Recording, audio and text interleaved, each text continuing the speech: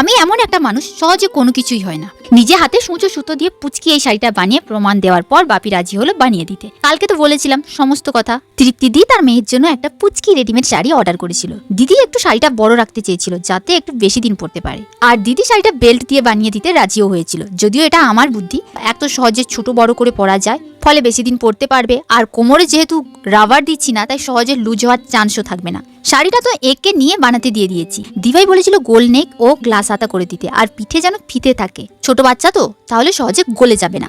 আর হাতাতেও এমন কুচি দিতে বলেছিল। আমি পেছনে হুক দিয়েছি যাতে সামনে ডিজাইন করতে পারি। এরপর আসি এই শাড়িটাতে। এই সেই শাড়ির স্যাম্পলটা, কি কিউট না? প্লিজ প্লিজ আমার এই পুতুলটা দেখে হেসো না প্লিজ। এক কানে আছে আর এক কানে নেই, চুলের অবস্থাও নেই। বাড়ির বাচ্চাগুলো এর অবস্থা এমন করেছে। কি সুন্দর লাগছে শাড়িটা পরে, মনে হচ্ছে এর জন্য বানানো। কিন্তু সত্যি বলছি, আমি একে দেখে বানাইনি, এমনি একটা কাপড়ের টুকরোতেই বানিয়ে ফেলেছি, জাস্ট দেখানোর জন্য। এটা আমার জীবনের প্রথম পুতুল।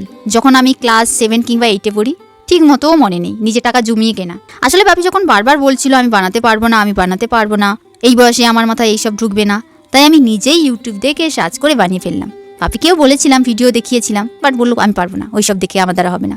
আমি মনে করি কোনো কিছু অসম্ভব নয়, তুমি যদি চেষ্টা করো। বয়স টয়স বলতে কিছুই হয় না, আগ্রহ হলো মেন।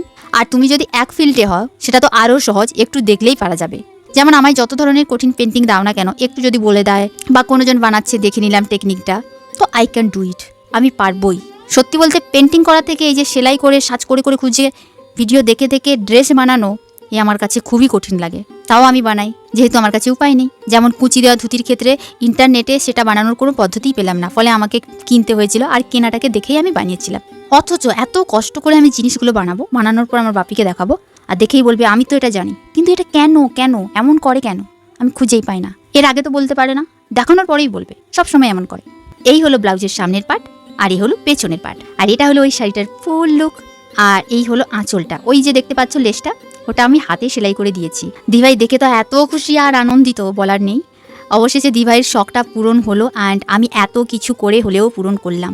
আমি খুঁজে পাই না এই মানুষগুলো কেন আমার কাছে এসে এমনভাবে ইমোশনালভাবে বলে। বাধ্য হয়ে আমাকে না জানি কত কাঠখট পুড়িয়ে কাজগুলো করতে হয়। সত্যি কতগুলো দিন ধরে কত প্ল্যানিং করেছি, কত রাত ভেবেছি। যেহেতু এটা আমার নতুন এবং প্রথম শাড়ি, তাই আমার কোনো আইডিয়াই ছিল না বলতে পারো। অবশেষে এত কষ্ট করে আমি যে বানাতে পেরেছি, আর এটার যে এমন একটা লুক আসবে যা আমি কল্পনাও করতে পারিনি। কিন্তু দুঃখের বিষয়, এত কষ্ট করেও শেষ পর্যন্ত ড্রেসটা পরতেই পারলো না। এই স্টোরিটা যদি জানতে চাও তোমরা জানিও, কোনো একদিন হয়তো পার্ট 1 ও 2-কে মিলিয়ে ওই স্টোরিটা আমি শুনিয়ে দেবো। আর কোনোজন যদি শাড়ি অর্ডার করতে চাও, প্লিজ দুর্গাপুজোর জন্য তো হচ্ছে না, বাট সরস্বতী পুজোর জন্য অবশ্যই তোমরা চাইলে বুকিং করে নিতে পারো। কারণ শাড়িটা যত বেশি দিন আগে থেকে অর্ডার করবে, তত বেশি ভালো হবে আমার ক্ষেত্রে বানানো। তোমাদের কেমন লেগেছে জানিও, দেখা হচ্ছে কালকে।